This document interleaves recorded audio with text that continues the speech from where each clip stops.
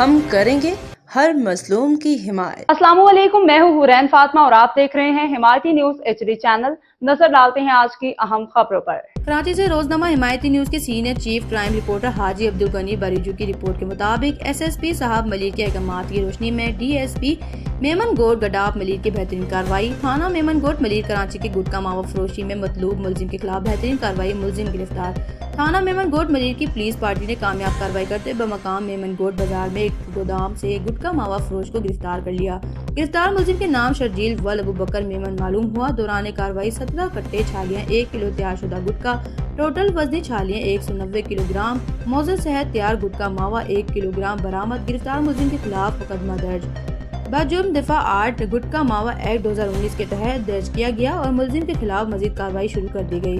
मुलजिम का साबका रिकॉर्ड भी चेक किया जा रहा है। अहम जराये से ये भी मालूम हुआ है कि SHO मेमन गोट जाबिर लाहौरी इस मावा गुटखा छालिया फरोश शर्जील मेमन से लाखों रुपए हफ्ता वसूल करता था और छालिया वगैरह की मोकल दी हुई थी।